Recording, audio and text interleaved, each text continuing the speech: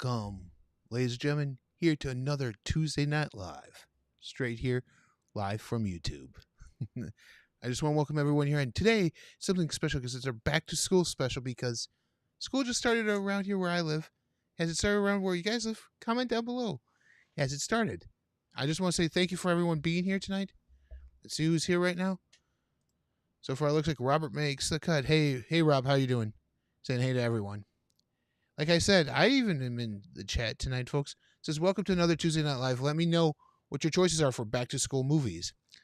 So, comment down below. Tell me what your top 10 are for back-to-school movies, or even give me a top 5. We also have Robert saying, let's go. Saying hey to me one more time. The master of all movies, Presswood DVD collector, BINBUSTER. How you doing? I'm doing well. How are you doing tonight? Master of all movies, Presswood DVD collector. How you doing? Robert saying hi, and we're all saying hi here. So yeah. So we're talking the top 10 movie. My top 10 list. My personal top 10 list of back to school movies. I'm not going to say this is a definitive list because, like I said, this is my list. You guys all might have a different list as well. So without further ado, let's get into this. Okay, so we're going to start off here with number 10. If you guys see me looking this way and my camera's here, my notes are here in front of me. If I'm looking this way, I'm looking at my screen where the entire stream is. So just making sure things are going up correctly. So that's what so if I look this way, that's what I'm doing. I'm not trying to look at the camera. So number 10, it's a film from 2004. It's right there. I kind of hate the backwardsness of the camera here, but we're talking Mean Girls. Mean Girls from 2004. New student Katie Huron gets caught up in the complicated social hierarchy of high school after befriending the popular Plastics. As she tries to navigate the world of cliques and popularity, Katie learns valuable lessons about friendship, loyalty, and being true to oneself. This is why I put this on the list. This is a good one to start off with at number 10. Because what you're getting here is a movie telling you guys to be true to yourself. Being true to yourself. Very important thing to do while we're in high school. No matter, and being true to yourself when you're out of high school and in real life as well. So Katie here, played by Lindsay Lohan, has been in homeschool for most of her 16 years. So this is her first time in high school, folks. Now she's about to start at the posh North here in Chicago. Talk about being thrown into the wolves. There are cliques aplenty. Katie infiltrates the popular trio known as the Plastics. You guys can see them right there on the poster. They're right there. See? This movie, written by Tina Fey, is a relatable high school film that continues to stand the test of time. So yeah, I mean, it's been 20 years since this movie came out. Does it stand the test of time? Yes. Does it have important things that we must know as people in high school? Yes, it does. I mean, I know people kind of like this when I was in high school. Has anyone here who's listening? Has anyone here ever had anything like that happen in their high school? The cut. Back to school. Yeah, good one. The Substitute 187 Dead Poet Society class of 1984. And we have honorable mention, Dangerous Minds. Dangerous Minds is a good one. Yeah. Those are some good lists there too, Rob. Thanks for sharing, man. Thanks for sharing. Okay, so now we're going to number 9. Number 9 is also from 2004, and that is Friday Night Lights. I had to put a football movie on here. And honestly, it was either this or Varsity Blues. Looking back on it, I think I chose the right one as my top 10. I wanted a football movie on here. I wanted to cover different genres, different types of movies on my overall list. So, number 9. You're welcome, man. You're welcome. So, number 9, like I said, is Friday Night Lights. This is a movie about the Permian High School football team from 1988 in Permian, Texas. And I can honestly say, playing football in high school, it was a lot like this. No, I don't live in an area that football is huge. It's big, but it's not this huge like this movie does it. However, I was never like my football program was never like any of these ones on this thing. There were parents who were like this. Trust me, there were parents like this. They my entire school or my entire community wasn't as big on it as they are here in Odessa, Texas. There's some high expectations heading into the 1988 season for the mighty Permian High School football team, or the Permian Panthers as they're called. Nothing less than a state championship will do for this Odessa, Texas football factory where players are idolized. They're more popular than the NFL players are. There are football players before students, and the pressure is daunting for the likes of the quarterback Mike Winchell, played by Lucas Black, running back Don Billingsley, played by Garrett Hudland, and Booby Miles, played by Derek Luke, whose future is based on his football success. So these people are football players first, and you see it in there. Booby gets injured. His life might be over. They put him in drugs, and they do all that. You even see how you even see how people reacted to that, and how this messed up his life, and how the grades didn't really matter. I mean, you had a couple people in this movie that showed that they flunked a test, and no one really cared about that they flunked this test. So Robert says great choices so far. High School Musical. Yeah, I can say High School Musical is a good back to school movie as well. So Friday Night Lights is one that hits near and dear to me because, like I said, I played football growing up in high school. So I can relate to this movie. So this is why this falls in at number 9.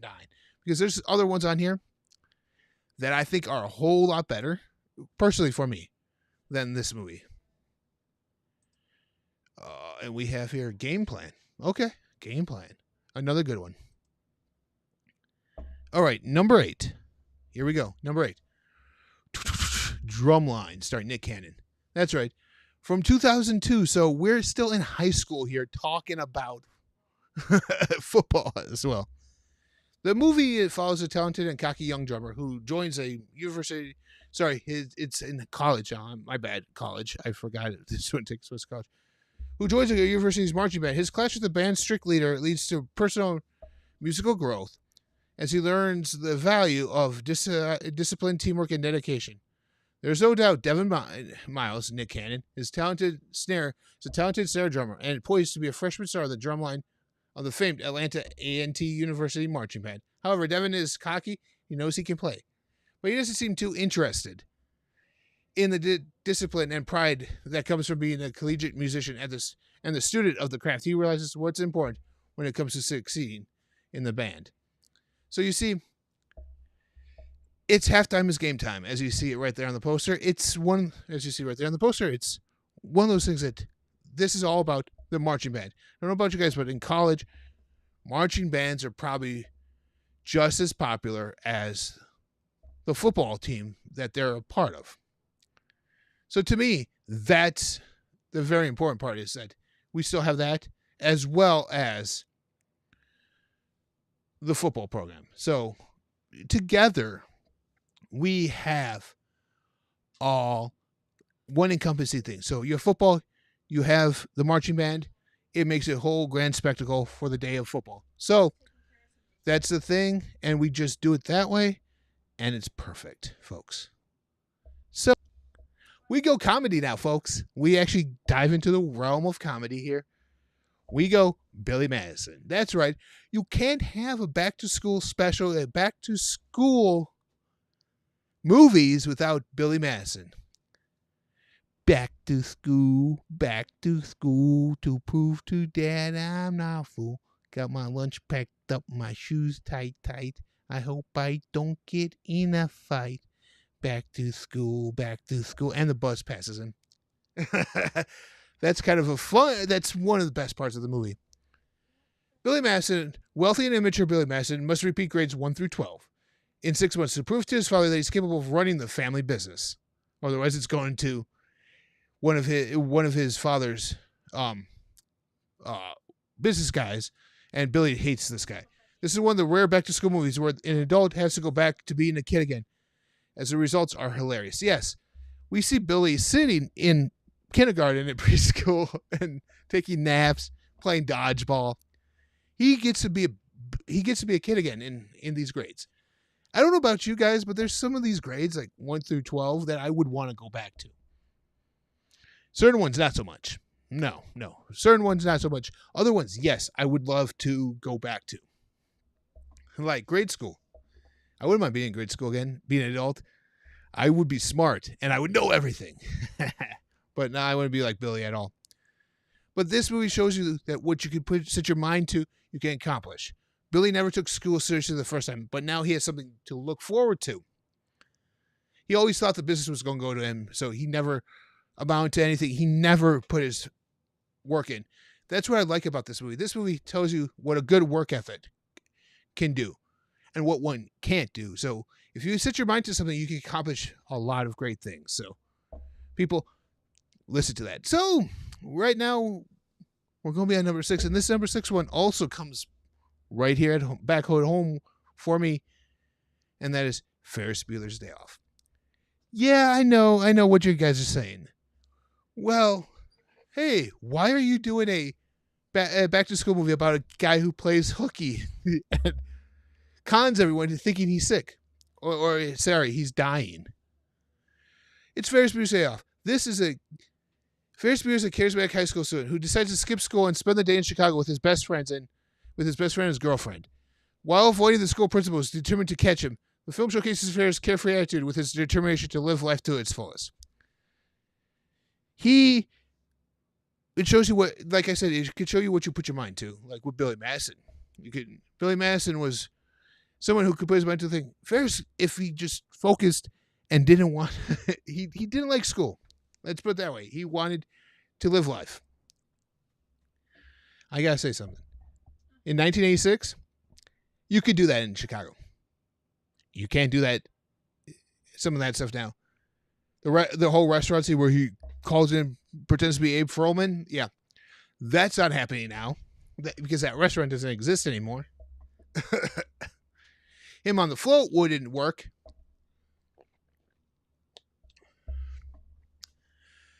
And nowadays in school, they would have caught him before he left, or even before his girlfriend ended up leaving, even with his fake disguise. They would have caught him earlier on than what they did in this movie. And it's hilarious. It's like, I even love how they break the fourth wall in here. And he's like, at the end, you guys are still here? Oh, what are you guys still doing here? I kind of like that aspect of it. Kind of made it feel like it was kind of a documentary, but not really a documentary, if you understand what I'm saying. Number 5. Number 5 comes from 1978. So you'd be like, that's the bottom 5. Like I said, was a hard list to put together for me. Those bottom 5 are great movies by themselves. But if I had to put them together, and these are some of my favorite back to school movies. So if I had to put them together, they would make their own list right there. Number 5 is a classic comedy. That is Animal House. If you haven't seen this movie, I suggest you guys do. It is a little bit raunchy if you don't like that type of stuff, but if you do, it's a great movie. The first days of college fall semester mean it's time for students to rush fraternities and sororities. In the realm of fictional education institutions, there's no place popular than the fraternity of Delta Tau Chi, fraternity house at Faber College. The house had quite a cast of characters over the years, like Bluto, played by John Belushi, the late great John Belushi, I should say, Otter, Tim Matheson, and Flounder, Stephen Furst. While academics and philanthropy aren't highly regarded, the Delta House will always be known as a place to really have a good time. They're all for the party. This is all about them having a party. So I'm not going to spoil it if you haven't seen it. Something happens. They must turn it around. The Animal House must become an actual decent frat house in order to save themselves at Faber College. That's perfect. That's a hilarious movie. Number 4 also takes place at college. It's also about a frat house. Probably know what this 1984 movie is, don't you? That's right, Revenge of the Nerds. 1984 is a story of 1984's Revenge of the Nerds is a story of Louis Skolnick and Gilbert Lowe, Robert Carradine and Anthony Edwards, respectively, weren't prepared for the rude awakening to college life. They were thinking, "Oh, it's college. We can reinvent ourselves. We can make a name for ourselves." The alpha betas, filled with jocks and facemen, made life hell for those Adams College freshmen who looked brainy and different and had an aptitude for science, math, or computers. As we know, however, the nerds got their revenge. Honestly, the fact that these guys made their own fraternity, Lambda Lambda Lambda, and took all the guys who were being picked on and made them popular throughout the course of things, even winning the girl of Lewis's dreams, which was at the time dating the star football player there. So it was like a whole thing.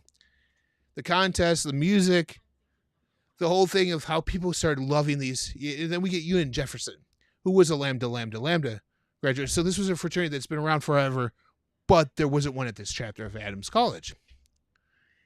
And they came in and they're like, "No, you can't do this," blah, blah, blah. And then all of a sudden, Ewan Jefferson and all these other guys come in, and these guys are like old, like they're adults, but they're like football players. So everyone else is scared. Oh, they're like, oh. John Goodman's hilarious in here. He's the coach of the Alpha Beta football team. He's the coach of the football team. He's actually pretty hilarious in here. So, and it's young. So if you don't check him out, check it out for there, folks. Number three.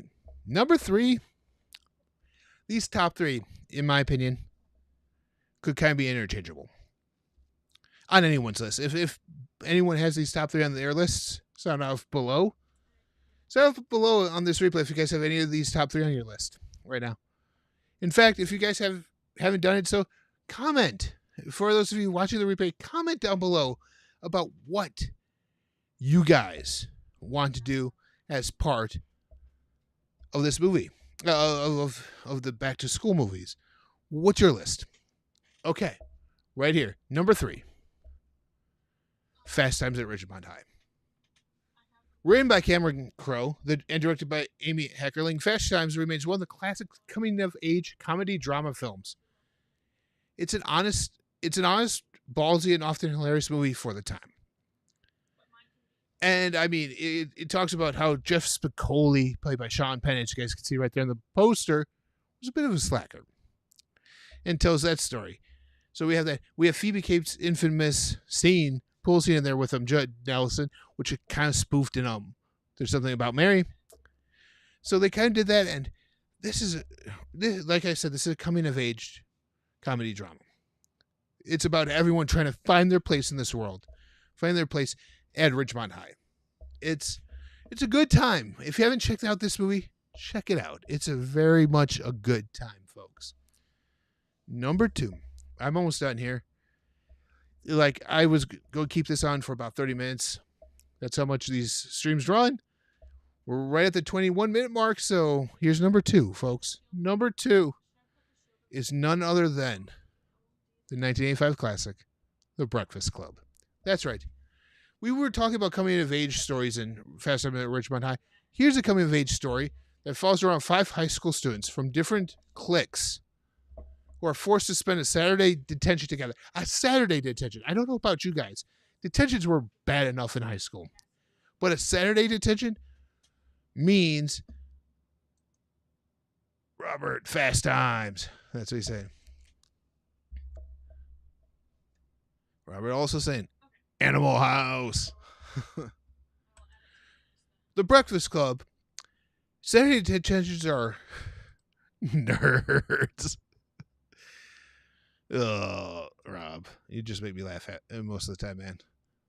But anyways, it's Saturday detention, which means they couldn't have their Saturday to them. They're stuck in detention together 5 different students from 5 different social cliques. And they didn't like each other. But throughout the course of the movie, they start opening up to each other. They discover shared struggles and form unexpected connections that challenge their stereotypes and forge friendships between these 5 friends. New friendships for these 5. They realize that just because you're different doesn't mean you are not going through the same struggles that someone else is going through. Remember that, folks, even in life today. Just because someone's in a different social class, a different economic class, someone's different than you. This goes out to all you kids at school. Don't be a bully. Don't be a bully. Just because people are different than you kids, be their friend. You never know what they're going through. They might be going through something that you're going through. You never know. Breakfast Club proves that to us. That you never know what someone else may go through. Their struggle might be your struggle. Yeah, that's right, Rob. It's classic. It's a classic. It's funny and emotional. I agree with that. It's completely emotional. So, yeah, it's an emotional film. All right. So, number 1, the top of the list, the tippy top of this list, folks. My number 1 back to school movie also takes place on a college campus, starring the late great Robin Williams. That's right, Dead Poet Society. An English teacher inspires the students at an all-boys preparatory school to appreciate poetry. Seize the day. Carpe diem, folks. Carpe diem. And challenge the conformity of their conservative society. Through his unorthodox teaching methods, Mr. Keating, Robin Williams, makes a profound impact on his students' lives, encouraging them to pursue their passions and think for themselves. So you see, this school, these boys' lives are laid out in front of them. You go to this school, this is the job you get, this is how much money you're making, you're going to be a high member of society doing this. John Keating, their professor here, challenged the status quo with that. Set in the late 1950s, the tale follows on the unorthodox prep school English teacher John Keating and his influence on his junior Todd Anderson, played by Ethan Hawke, and his classmates. Keating is passionate about teaching and literature and encourages the student to seize the day. Sometimes it's not easy. It's not easy to seize that day. Sometimes it's tragic. It was tragic. This is such an emotional movie. But it's also a good one to remember the school term by. This is also a very, very good movie. If you haven't, this is one I know on this list that a lot of people haven't seen, from 1989. Because a lot of people watch the Robin Williams comedy stuff. A lot of people don't watch the Robin Williams drama stuff. He's actually pretty good at drama. Pretty amazing it is. And Robert goes, yes, Dead Poets, rest in peace, Robin Williams. Yeah. This is such a great movie. He should have won. In my opinion, Rob, he should have won for the Academy. He should have won the Academy Award for this movie. That's just me, though. That's just me. So, as of right now, folks, that's my list. I want to know exactly what you guys thought of my list. And if you guys have a list yourself that you guys want to share at all, feel free to share it. I don't know about you guys, but this is my list. This is my 10 back to school movies. I could put stuff on here like The Freshman with Harold Lloyd, because I'm a huge... Yeah, he agrees with me with the whole Robin Williams thing that I said. I am a huge comedy fan, so I had a lot of comedies on here. Harold Lloyd, The Freshman, I would put that on here. A silent film, which I'm a fan of too. It didn't work in my list. Didn't work in this list. Could have put in Major Payne. I love Major Payne. Thanks, Rob. I love Major Payne. Just didn't fit in this list because it's a preparatory school. Hey, look at that. It's a preparatory school. It counts. a different type of preparatory school, I should say. More like a military preparatory school. So that way. Then there was a kindergarten cop in here. There was Monsters University. I almost put that one in because I wanted animated. But when I really sat down and thought about it, I'm like, which ones do I go back to a lot and watch? And that's what this list became. So I'm going to be also posting some shorts here throughout the week, folks, based on this topic of back to school movies. And I might include some of those in there, like Scream. I might throw in Scream in there. My wife loves Scream. That takes place in a school in the first one. So, yeah, there we go. So for those of you catching this on the replay, I just want to say thank you. Thank you for being here tonight. For those of you who were here tonight, thank you for watching this. And guys, thank you for watching my channel. I talk movies on this channel. I talk about collecting stuff on a budget. I talk about being passionate about what you love as well. And that's the most important thing. You got to collect and be passionate about what you love. If it's movies, that's great. If it's Three Stooges stuff, like as you can see in my background right there, Three Stooges, Batman, stuff like that. Rob says The Faculty. Yeah, I would put in The Faculty in here too. Teaching Mrs. Tingle would be another good one. I'm just trying to think off the top of my head right now. This would be a good one. Yeah, there's so many good back to school movies. Back to School with Rodney Dangerfield, for Pete's sake. That's a good movie too. Just so many good ones. Stand and Deliver. Yeah, Stand and Deliver. So let me know in the comment section down below, guys. What are your favorite back to school movies, or what do you consider a back to school movie? What do you watch at this time of year? Until next time, I'm Graydon. This has been Buster, and I'll see you guys later. Bye.